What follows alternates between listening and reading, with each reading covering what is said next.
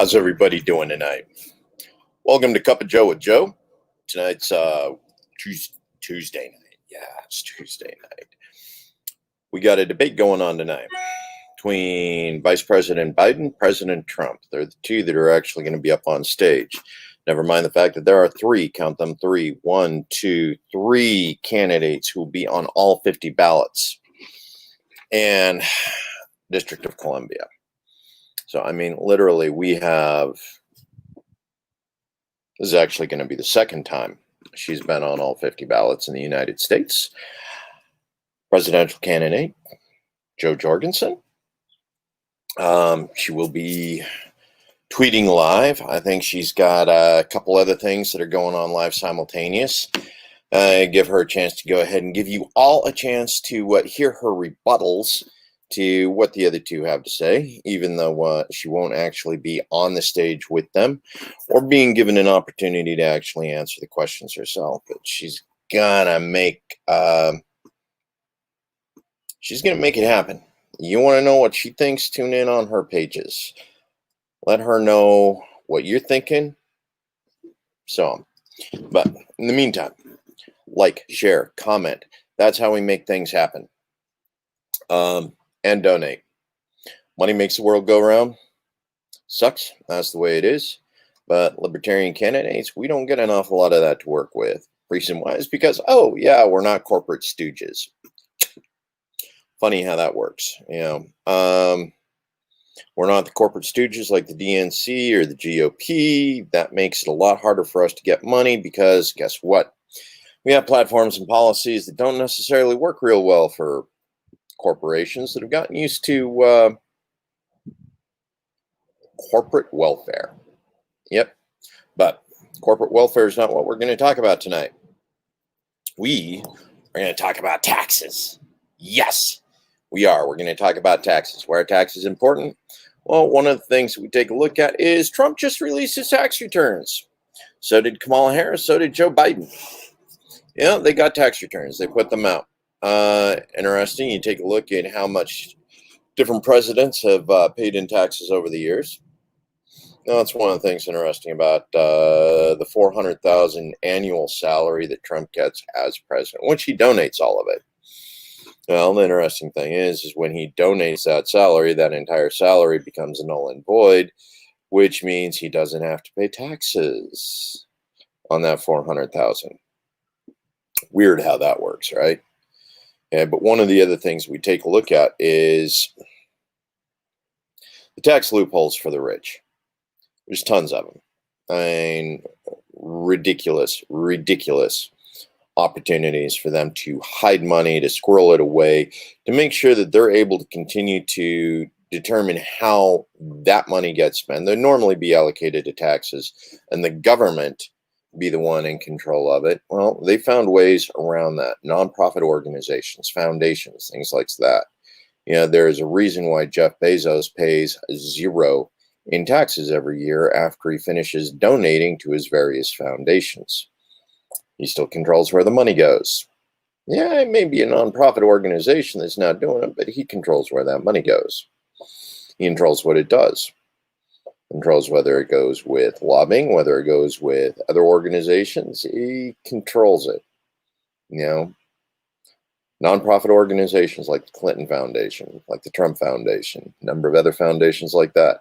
Yes, money continues to be controlled and managed by, believe it or not, the people who got all that corporate welfare. How's that for irony? And literally, the government gives a corporation welfare. It gives it a bailout. That corporation then turns around and reinvests it into a nonprofit organization, a foundation, whether it's like the Clinton Foundation, the Bill Gates Foundation, and a couple other foundations that are like that. They get the bailout and then they turn around and invest it in the money. And now the government can't actually touch it because it's been invested into a nonprofit. So they can't even tax back, which is one of those things about the stimulus checks that we get. If you got unemployment, if you got welfare, if you got some other, paid leave, all of that. Guess what? It gets taxed, man. Yeah, they may not tax it right then, but that's still income for the year. At the end of the year, they still write you out a little form that says, "Oh, you made this much. The government gave it to you." Boom. Yeah, you're going to get taxed on all of that at the end of the year. Hopefully, you're in a situation where you can stash some of that away so that you can pay the taxes at the end of the year on your unemployment and your Social Security and all those other things that, well, it should have been paid off when you originally invested it into, or when your employer invested it into the unemployment insurance plan. Funny how that works. And that's one of those things about taxes. Entrepreneurs, your business, they always talk about you got to spend money to make money. Well, to a certain degree, that's true. You definitely do have to spend money to make money.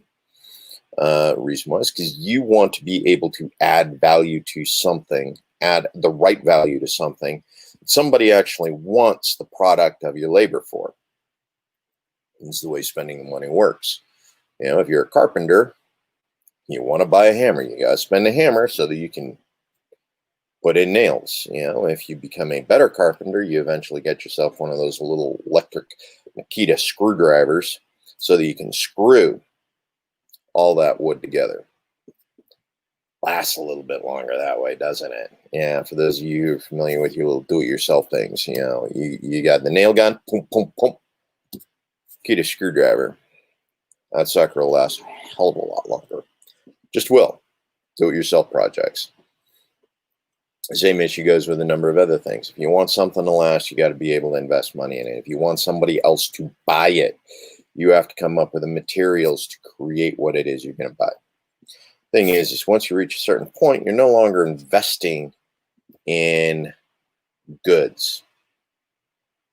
Now you're paying for services. You're rich enough. Two of your best investments. One's you're going to be an accountant. Two is going to be a lobbyist. Trump and his friends are all rich enough to afford both. And the investment is paid off for a lot of them. You take a look, economic downturn. Half the nation right now, middle class, it's toast. Unless you were actually involved in one of those businesses that was COVID resistant, plague resistant, no, like computer technology. Your ability to continue to maintain that level of income that kept you in middle class has probably been hurt really, really bad right now. Anxiety all over the place. Just is, are you going to have a roof over your head next month? Are you eating enough? Are you eating well right now? Are you eating the way you used to eat? How are we doing with that? Some people are doing better, some people aren't. Nature of the business. But middle class, one, we don't make enough to afford a lobbyist. Two, chances are most of us do our own taxes. I know I don't have enough investments to do my own taxes or to justify paying somebody to do my taxes for me. Literally what I make every year is what I pay taxes on. I get a W-2, W-2 end of the year. It's like most of the rest of you. There's no place to hide that money, man. You can't write off your home as a business investment unless you're one of those creative ones who's got a shed out back where you're able to set up, an alternate business, your side hustle, doing garage mechanic work, fixing small engine repair. Be the one guy in the neighborhood that everybody goes to when they need the lawnmower fixed, needs the blade sharpened. Yeah. Unless you actually got something like that set up in your backyard, it's pretty hard to write off, your little hobby shed as a business write-off. Some people manage to do it, though. More power to you. Said, tax code. One of the most complicated things in the world. The reason why? A lot of people paid lobbyists an awful lot to make sure that tax code was complicated, and that there were lots of loopholes left in it. Senators, congressmen, they've been helping with those tax loopholes for a while. Well, even here in Idaho, our state legislature. The amount of money we lose annually on taxes, on tax waivers that have been passed in the Idaho State Legislature with no sunset on them. I mean, literally, some of these were passed 100 years ago. They're still in place. Nobody's gone in and reviewed it and said, you know what, maybe we should go ahead and lift that tax. That one year when we had real bad snowfall, God, what was it, Brundage? Anyway, one of those ski resorts came and said, yeah, we can't make the taxes this year. Is there any way the state legislature can go ahead and just waive that for us? Well, that one year that they waived it, it sort of became permanent. So, I mean, literally, we got ski industry pay zero taxes here in the state of Idaho right now. Who knew, right? But it's another one of those things that's complicated. Are you in the right industry? Are you in an industry that has one of those tax write-offs? Do you know about it? If you are, it's why you got to hire an accountant. Accountants save you money. It'd be so much nicer if, we didn't need accountants, if everything was nice and flat and even, and, this is what it was going to cost you. This is your business expenses. This is your business profit. Okay. Expenses. Revenue. Profit. Okay. So the way that actually works is revenue minus expenses equals profit. It's the way it should work, right? You start looking at the tax code and you go, you got revenue. You got expenses. That yacht's a tax write-off. Didn't know that yachts were tax write-offs, did you? Same with Learjets. Learjets are a tax write-off too. Whether you're using them for the company or whether you're using them for personal use, that Learjet's a tax write-off.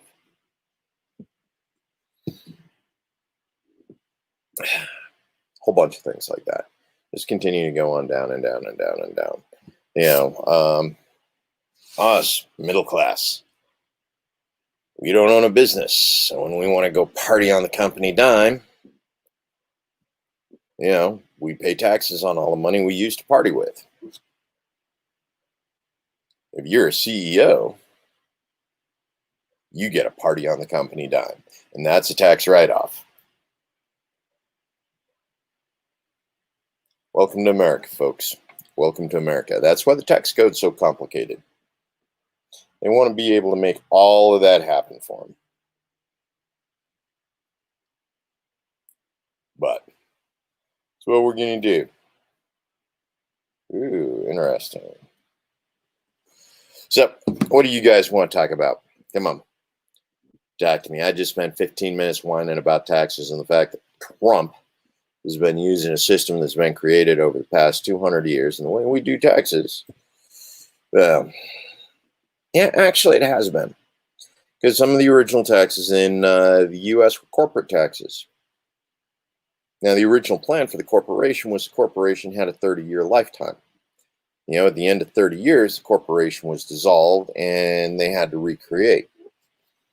At some point since then, we actually allowed the corporations to become permanent entities.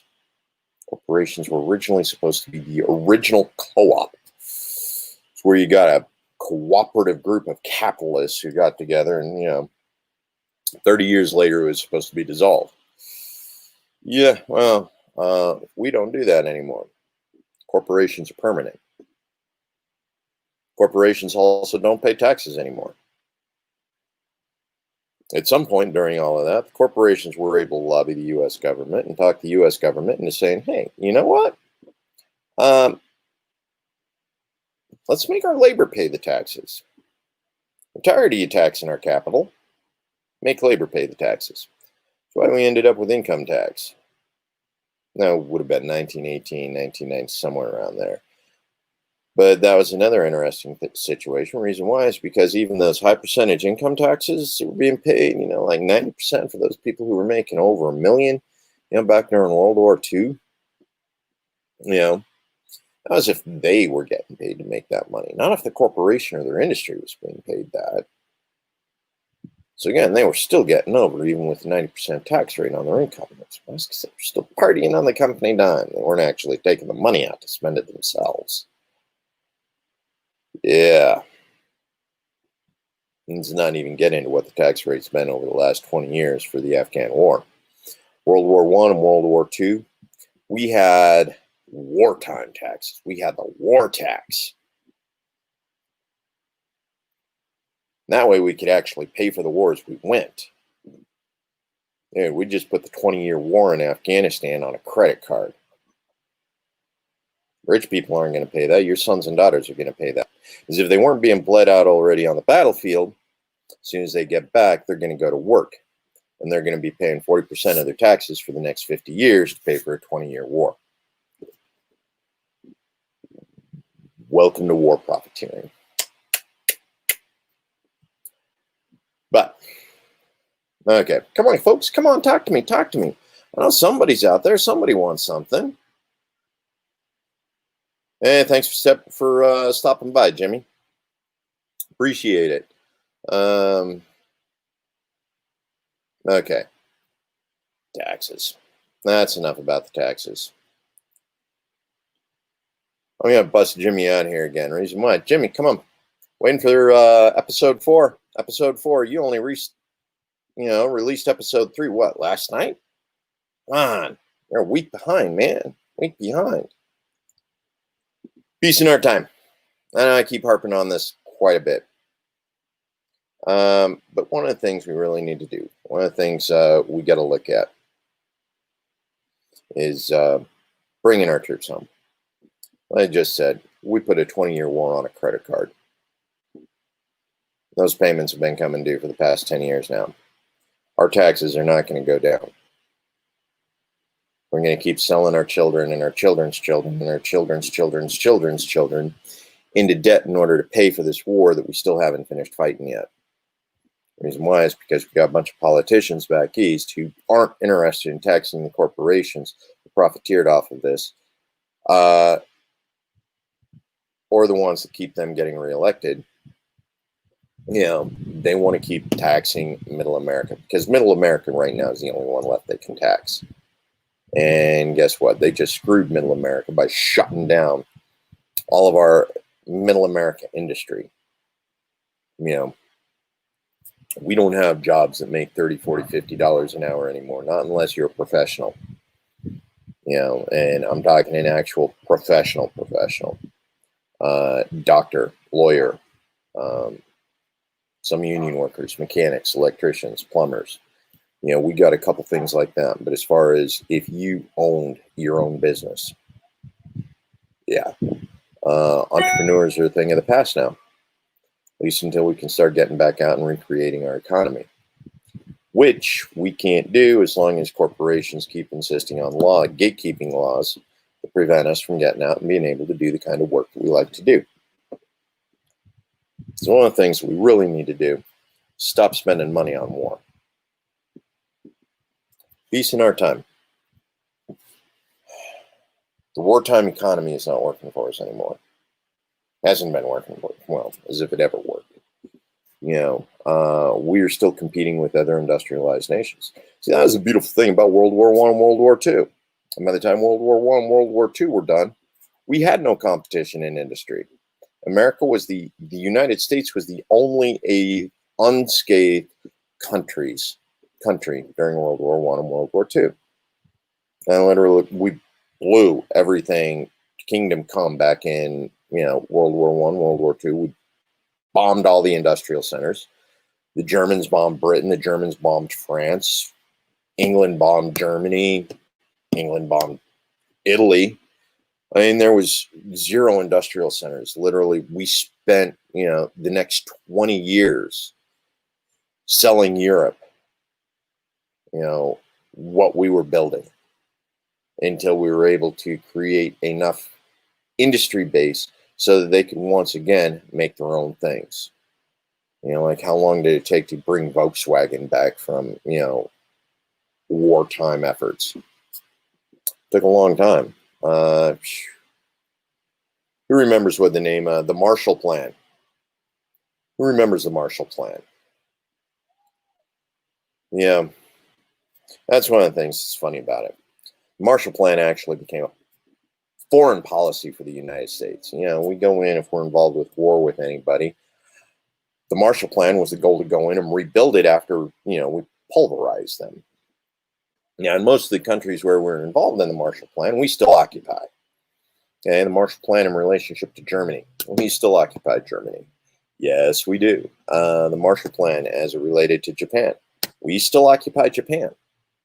The Marshall Plan as it related to Korea, again, we still occupy Korea.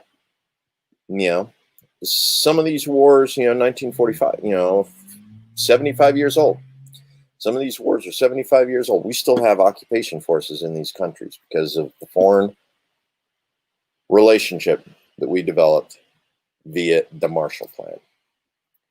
Now, true, we're not actually fighting in these countries.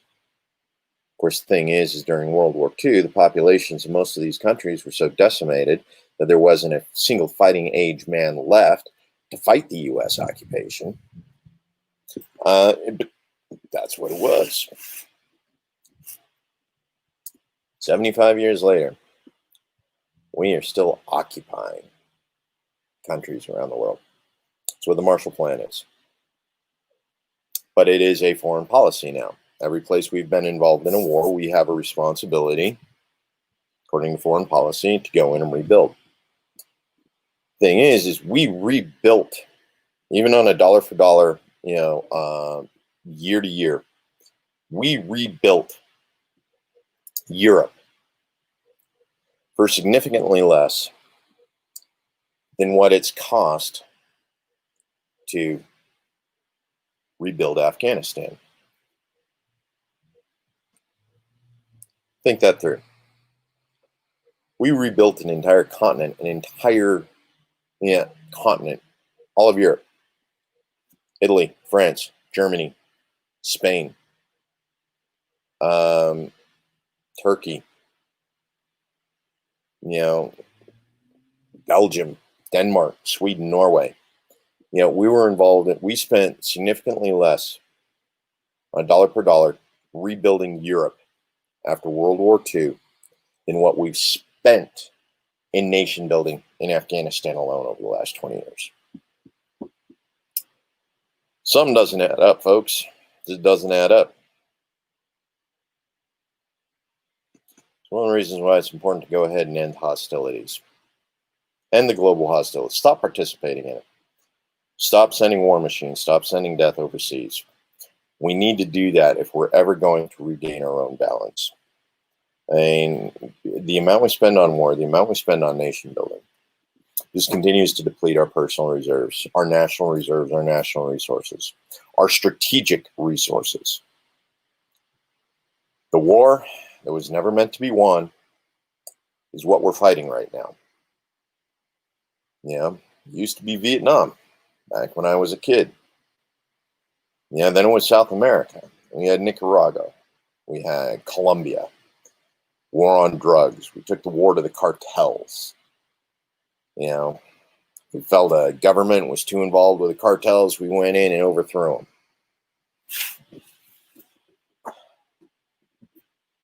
That's where we're at, folks.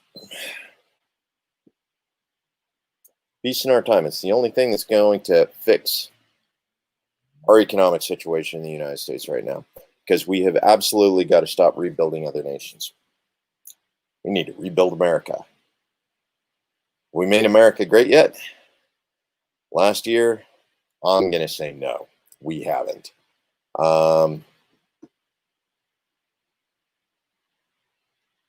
Unless by Make America Great you meant the 1918 plague, the 1930 Dust Bowl, 1928 black stock market crash. Yeah, not a big fan of what happened there, folks. Anyway, I'm going to go ahead and call a little bit early today. You guys know what I'm talking about. You can get with me later.